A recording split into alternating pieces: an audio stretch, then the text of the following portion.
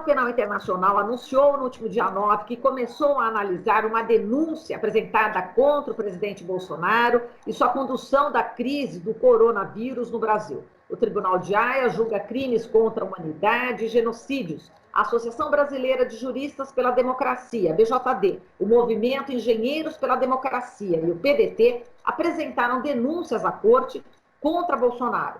Ele é acusado de cometer crime contra a humanidade por minimizar os efeitos da Covid-19 no país. E a gente vai falar sobre esse assunto com dois convidados, o Laurindo Leal Filho, o Lalo, que é sociólogo e jornalista, professor do Departamento de Jornalismo e Editoração da Escola de Comunicações e Artes na USP, e José Manuel Ferreira Gonçalves, engenheiro, coordenador do Movimento Engenheiros pela Democracia. Oi, Lalo. Oi, Manuel. Bom dia. Bom dia, Marilu. Bom dia, Lalo. Bom dia, vamos começar. Bom dia, Zé Manuel. Bom dia. Meninos, vamos lá. Começando aqui, falando inicialmente, Lalo, eu queria que você falasse sobre a importância de a gente discutir esse tema. Eu vi um vídeo seu, viralizou, enfim, e você fala, né? A imprensa não pode se acovardar diante desse tema. E você sente que essa mídia tradicional não está falando muito sobre essa questão do Bolsonaro, que está sendo analisado lá no Tribunal de Haia, não é isso? Pois é, Marilu. Olha, a sociedade brasileira, a grande maioria da sociedade brasileira, tem dificuldade até de entender o funcionamento da própria justiça brasileira, as várias instâncias. Quanto mais quando se chega a um nível internacional, como é o caso deste Tribunal Penal Internacional. Então, eu escrevi e falei mostrando a importância, a necessidade de que a mídia brasileira torne público e divulgue não só os mecanismos internos da justiça, mas agora, nesse caso da denúncia contra o presidente brasileiro, que explique para a sociedade, que exponha para a sociedade a existência de um recurso que está fora das nossas fronteiras, mas é legalmente aplicável dentro delas, legalmente aplicável no Brasil.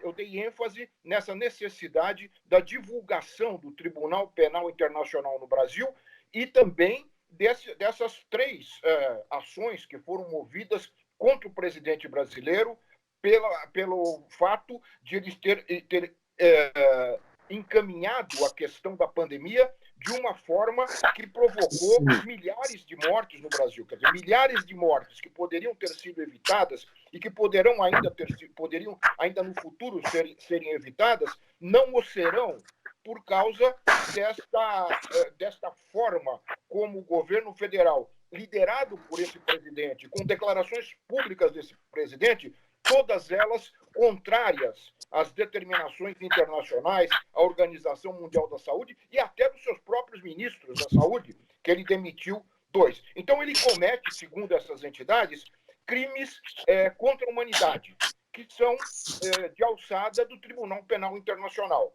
E por que só para concluir essa primeira informação, e por que se recorre ao Tribunal Penal Internacional? Porque se recorre a essa instância quando estão esgotadas as instâncias nacionais. Existem, segundo eu apurei, cinco procuradores apresentaram petições ao Procurador-Geral da República, ao Aras, pedindo que ele recomendasse ao Presidente da República a adoção das medidas sanitárias determinadas pela Organização Mundial da Saúde. Nenhuma dessas solicitações dos procuradores da República foi enviada ao presidente do Brasil. Então, se esgotaram no Brasil as possibilidades legais para condená-lo por esses possíveis crimes que ele vem cometendo.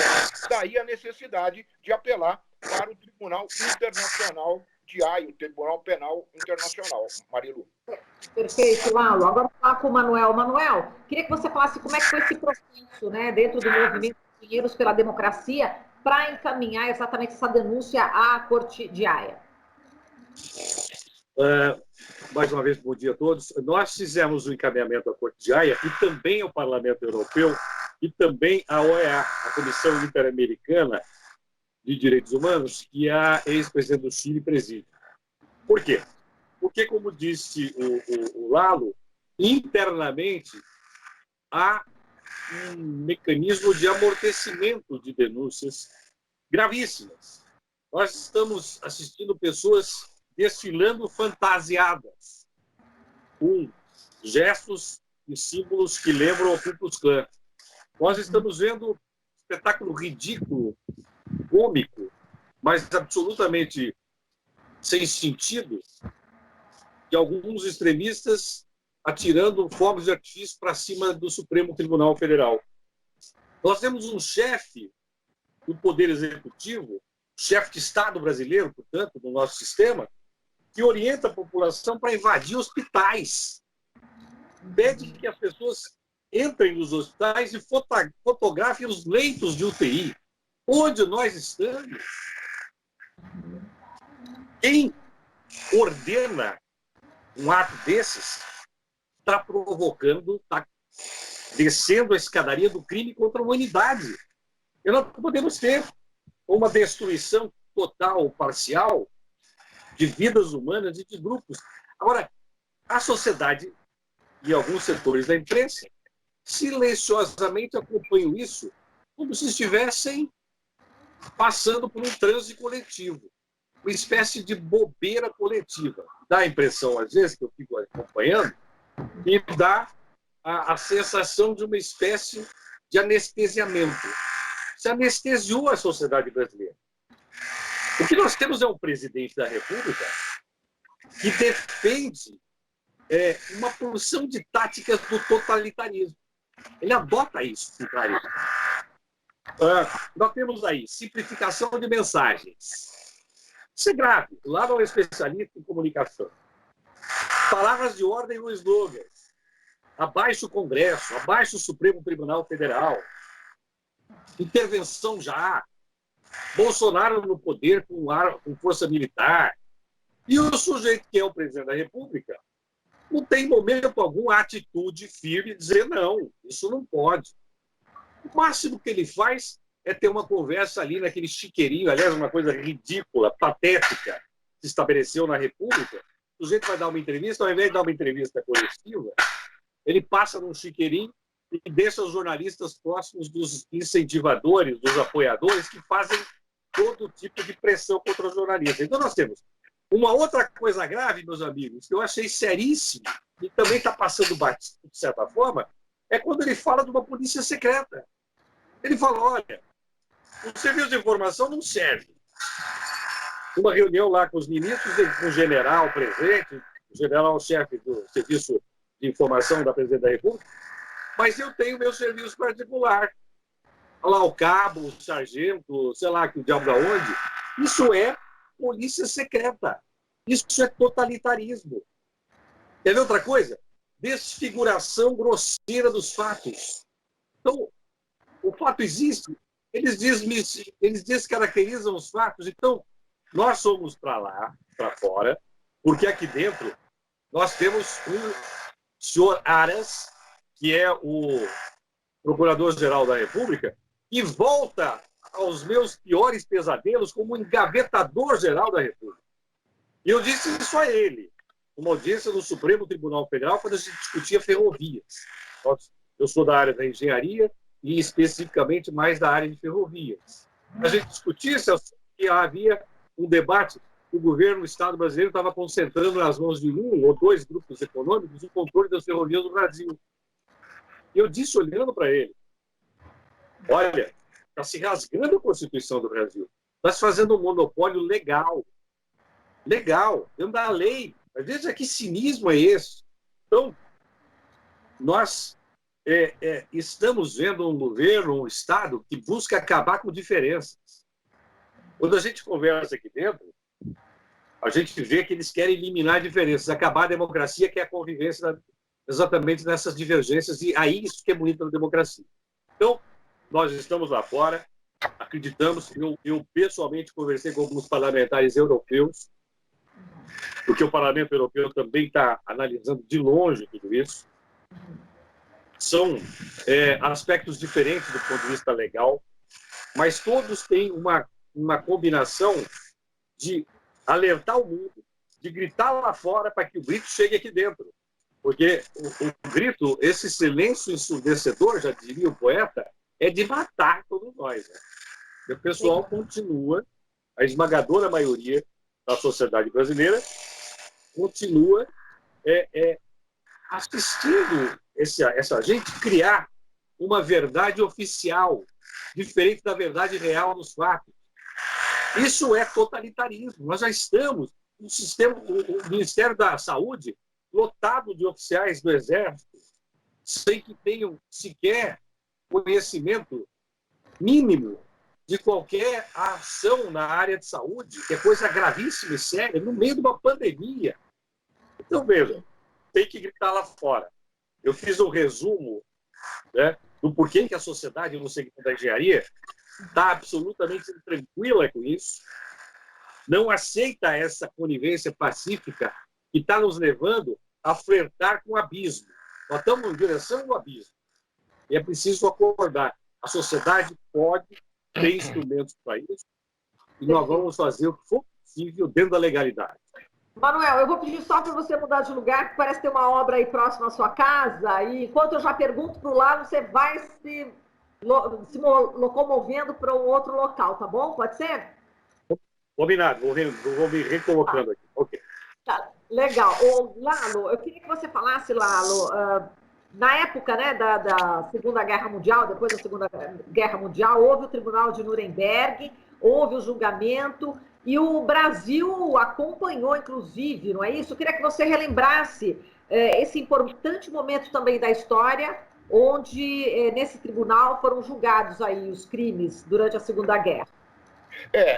Na verdade, há uma história já de tribunais internacionais montados justamente para determinados fins bastante objetivos. No caso, os crimes cometidos não só pelos nazistas, mas também pelas forças japonesas. Houve o Tribunal de Nuremberg na Alemanha e o Tribunal de Tóquio. O de Nuremberg teve maior repercussão justamente pelas atrocidades nazistas cometidas contra milhões de pessoas naqueles campos de concentração. E os acusados dessas atrocidades, os criminosos de guerra, foram julgados por esse tribunal internacional em Nuremberg. A curiosidade, o que tem isso a ver com a comunicação, é que havia um correspondente brasileiro acompanhando aquele tribunal, que foi o jornalista Samuel Weiner. Os Estados Unidos, havia 450 lugares para jornalistas acompanharem vários meses, foram 4 ou 5 meses de julgamento, para acompanharem o julgamento em Nuremberg. 300 desses lugares estavam reservados para jornalistas dos Estados Unidos. E o Samuel Weiner conseguiu, com todo o charme que ele conseguia ter, né? Era realmente uma pessoa bastante carismática, conseguiu, junto ao embaixador dos Estados Unidos em Paris, a possibilidade de haver um lugar para um brasileiro, que obviamente seria ele. E a justificativa que ele deu é que o Brasil como o Brasil havia participado da guerra junto com os aliados, era um país também vitorioso na guerra, teria o direito de fazer a cobertura através de um jornalista do tribunal. E foi assim que nós tivemos a presença e o acompanhamento de um jornalista brasileiro em Nuremberg. Eu cito isso, Marilu, para mostrar que o Tribunal de Haia, o Tribunal Penal de Haia, não é uma novidade absoluta na história do direito internacional. Ele foi criado em 2002, e foi ratificado pelo Brasil. As decisões do Tribunal de Haia, elas estão incorporadas ao direito brasileiro, fazem parte do direito brasileiro. O Brasil assinou um compromisso ratificando as decisões, inclusive o Brasil foi um dos fundadores do tribunal. Portanto, as decisões tomadas pelo tribunal têm que ser adotadas pelo Brasil, porque o Brasil faz parte do tribunal, é participante do tribunal e endossou, né, e incluiu na sua legislação, no seu direito, a presença do tribunal. Portanto, o tribunal não é uma coisa, não é uma novidade no mundo. A diferença é que ele não é apenas voltado para um caso, como foi o caso do Nuremberg, ou de Tóquio. Ele é permanente. Tanto é que nós tivemos, durante os 9 anos, recentemente, a presença entre os juízes do tribunal, a presença de uma jurista brasileira, né? E agora há uma outra candidatura brasileira. O Brasil está integrado, estou dizendo isso para dizer que o Brasil está integrado ao Tribunal Penal Internacional e, por isso, esse tribunal precisa ser bem conhecido dos brasileiros. O Zé Manuel falou da ação proposta pelos engenheiros. Eu queria, não sei se nós já falamos disso, mas eu queria acrescentar que já existem 3 denúncias contra o presidente Bolsonaro no tribunal. Essa, que o José Manuel representa aqui, a da Associação Brasileira de Juristas pela Democracia, que qualifica bem o crime cometido pelo presidente, que é o crime contra a humanidade. Essa é uma das atribuições. O tribunal tem 2 ou 3 grandes atribuições. Uma delas é julgar crimes contra a humanidade. E os juristas brasileiros, da Associação de Juristas pela Democracia, qualificaram esses crimes que o Bolsonaro tem cometido contra a saúde dos brasileiros como crime contra a humanidade. E é uma terceira denúncia, mais ou menos no mesmo teor, encaminhada ao tribunal pelo PDT, o Partido Democrático Trabalhista. Portanto, já são 3 as denúncias recebidas pelo tribunal, aceitas pelo tribunal. O tribunal está analisando essas denúncias. É um processo lento, o tribunal é muito meticuloso, muito cuidadoso, mas os processos estão andando, não estão parados. Exato. Agora, Lalo, você diz, né, há esperança fora do país, já que aqui as coisas caminham também muito lentamente, mas aqui deveriam caminhar de forma mais rápida, né? O Zé Manuel falou por mim. Nós temos hoje um novo engavetador-geral da República. Né? Depois de vários anos de escolhas democráticas, né? Os governos do Lula e da Dilma deixaram nas mãos dos procuradores de justiça, a formação de lista tríplice para a escolha do Procurador-Geral da República. Este governo ditatorial, ele foi escolher o Procurador-Geral fora das indicações feitas pela corporação, pelos procuradores. Ora, obviamente, uma negociação política que coloca lá uma pessoa que tem uma ligação muito estreita com o presidente da República. O fato dele ter engavetado já essas 5 denúncias que foram feitas por promotores regionais deixa isso claro.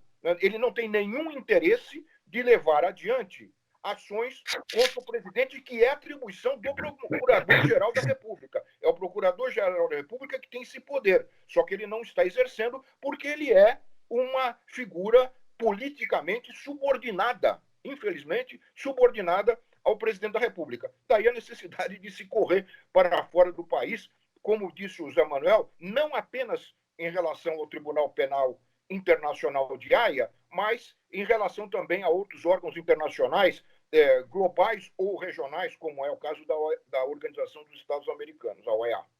Muito bem. E, José Manuel, qual que é a sua expectativa, né, agora em relação a essa decisão no Tribunal de Haia? Você acha que, enfim, essas ações terão eco? Deverá realmente o presidente Bolsonaro não ficar impune em relação a essa pandemia? Olha, o crime contra a humanidade é absolutamente claro. O que ele recentemente fez de incentivar a invasão de hospitais para fotografar pessoas no leito de UTI é um dos pequenos exemplos. Quando ele vai e convida o futuro acusador, ou provável, possível, eventual acusador, e diz que pode ser indicado esse acusador com cargo de julgador, que depende dele, uma indicação ao Supremo Tribunal Federal, é de uma cooptação absurda, que a gente precisa ficar percebendo. Eu acredito que o tribunal, e eu tive um contato com a ex-juíza brasileira, que o Lalo citou, não nominalmente, e há uma preocupação da Corte Federal. Silvia Stein. Silvia, isso. Há uma preocupação da Corte de que a coisa seja, como também foi dito aqui, seja feita de uma maneira muito, digamos, criteriosa. Por quê? Porque se trata de um genocida. A palavra genocídio está, de certa forma, sendo banalizada, né? Infelizmente, muita coisa todo mundo está dizendo, porque o sujeito é isso, o sujeito é aquilo, mas ele está criando uma porção de fatos e também tem um comportamento que confunde a opinião pública interna e a opinião pública externa. Ele é muito afeito a esse método bate e assopra, né? Então, no dia ele condena levemente um comportamento extremo, no dia seguinte ele diz que ele concorda, vai para a rua, vai para a avenida, vai para a praça pública, em frente ao Palácio do Planalto e tudo isso. Tem gestos em total desrespeito às orientações dos ministros que ele demitiu. Aliás, um pediu demissão, o outro foi demitido, apesar das tentativas de negar isso. E nós temos aí, como eu tinha dito antes, uma porção de elementos que vão tipificando o crime. Tá? O tribunal está atento. O fato de reconhecer o recebimento dessas 3 petições, juristas de um lado, engenheiros de outro, e também de um partido político como o PDT, que tem uma história nesse país, como se lembre, tantas situações em que o PDT atuou. Eu não quero aqui partidarizar nem fulanizar. Eu acho que a sociedade está reagindo. E os tribunais estão começando, não só o Tribunal de Haia, como disse muito bem o Lado, que é um tribunal que o Brasil está inserido naquele contexto. Nós somos fundadores daquilo. Nós temos uma história ali dentro. O Brasil está gritando lá, pedindo uma contribuição política e jurídica desse tribunal, mas nós temos autoridade moral para fazer. Não é? Como temos no Parlamento Europeu uma outra caixa de ressonância importante, porque o Parlamento Europeu está de olho também no que está acontecendo no mundo.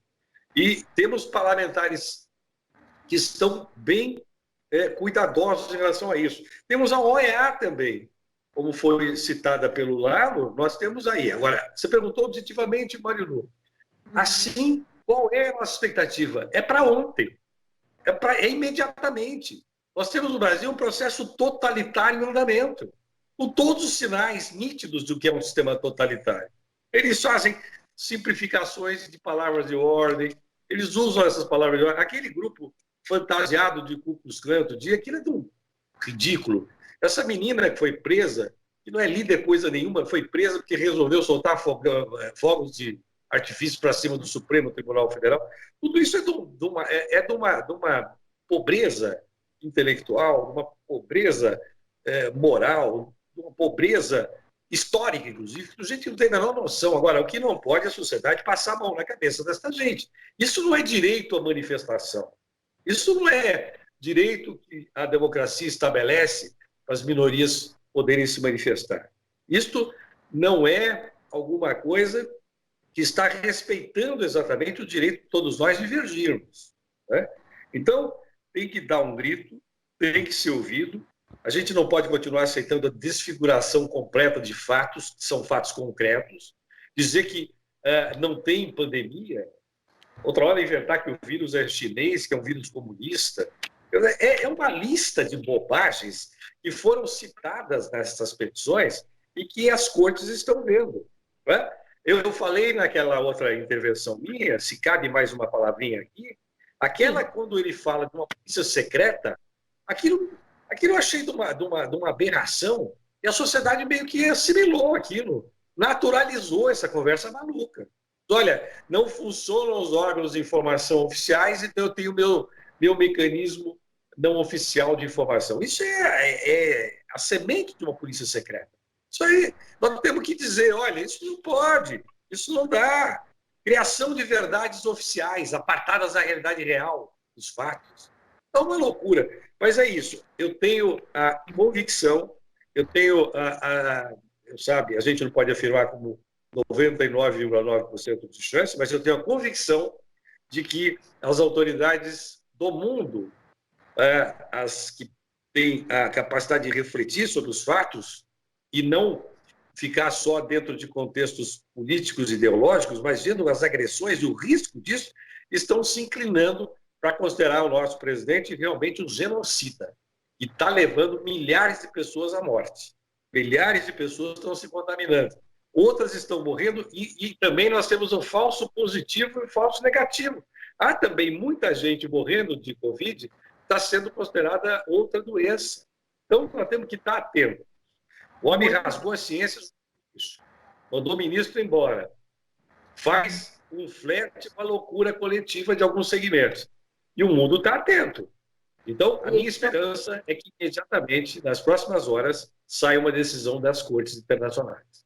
Muito bem. Bom, e vamos ficar realmente atentos a esse resultado, e como disse aí o Manuel, realmente a gente está em plena ascensão, né, da pandemia, dos casos, e é preciso rapidez nessa decisão, apesar, como os lados são bastante criteriosos, bastante minuciosos, mas vamos aguardar com bastante expectativa a decisão do Tribunal de Haia. Eu quero agradecer os dois, ao José Manuel Ferreira Gonçalves e ao Laurindo Leal Filho, o Lalo, pela participação hoje nesse debate. Um forte abraço para os dois, muitíssimo obrigada. Tchau, Lalo. Tchau, Marilu, muito obrigado. Eu agradeço e cumprimento vocês por colocarem em pauta esse tema, porque é importante que a sociedade brasileira conheça esses órgãos internacionais e perceba que fora do Brasil pode haver ainda alguma esperança de justiça contra esse genocídio que está sendo impetrado por esse presidente da República. Perfeito. Obrigada também, José Manuel. Um abraço para você.